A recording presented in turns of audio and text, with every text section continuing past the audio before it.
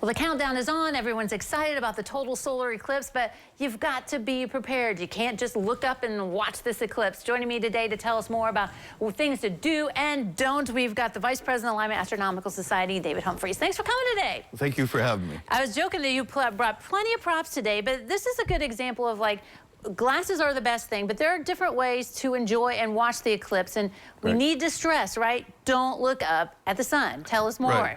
Right. So all of this applies for the partial eclipse, before and after totality. During totality, you are allowed to look at the sun, you know, the corona, and the moon's going to be covering the sun completely. But before and after that, you got to be careful. Don't do it. Okay, don't look at the sun, no matter how much of it's showing. Even a little bit of the sun showing will hurt your eyes. All right. So you guys have been selling glasses and still will be, right? Yes, Tell us about the sales first before we go into that. Okay. Yeah. So we're selling the eclipse glasses at the Lima Mall every Saturday and Sunday through March, and we're also going to be at the home show selling glasses. All right, and that is one of the safest ways to do it, right? Put those glasses on. Are there other options that maybe you could use if you don't have the glasses? Yes. All right. So there's a lot of ways to look at the sun directly, like the welding glass here. Okay. This is number 14. That's what they're recommending, is a number 14 or darker. If you go lighter than that, it's probably too much light. Where do you get welding glass? That's a good question. Online, maybe. Okay. Online, right. I don't know if the welding stores carry the 14s or not. All right. You can check.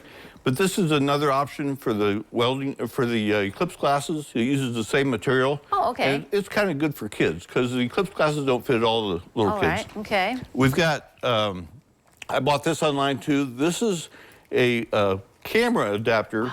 Or a filter for your camera, because you don't want to ruin your cameras. I was going to say, people want to take pictures, but that could ruin your camera too. Right. Okay. So the sensors on the cameras are kind of sensitive. So if you point your camera at the sun, you could ruin it. I'm not an expert on this, but that's what they're telling me. All right, so don't do that. Okay. Right. So indirect methods of looking at the eclipse, you can use a colander.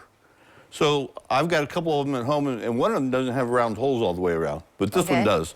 So you just point this at the sun and look at the shadows. Oh, shadows on the ground. The images it creates on the ground. All right, you got a cereal box. What do you do with this? So this has a pinhole in the foil here. Okay. So you make a hole in the top of the cereal box here and another hole here, and you point it like over your shoulder and look into it. So the sun is behind you. Okay. Okay. So all the pinhole methods, they like to use a piece of foil because cardboard doesn't make a clean hole. Okay. Okay. So this... I say this looks like quite the... This is kind of like, this is a camera obscura, is what they're called technically, but this one's called a safe solar viewer. All right. So you can look in, and there's two lenses here. There's a lens here and a lens here, and this is adjustable for focus. But you look back here, and more than one person can watch it at the same time. Oh, because the image is going to be there. Yep, okay. The image is going to be back here. Was that a piece of glass or a lens? That's a lens. Okay. And there's another lens here. Okay, all right. And then another way... Like Google instructions for that, okay.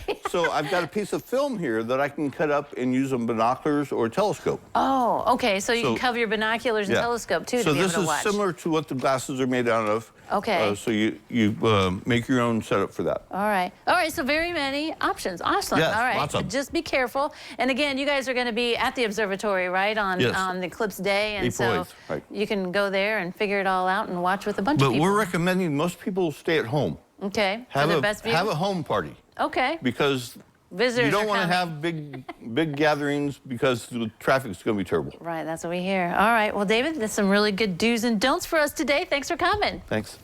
All right, don't go away. Noon Edition continues in a moment.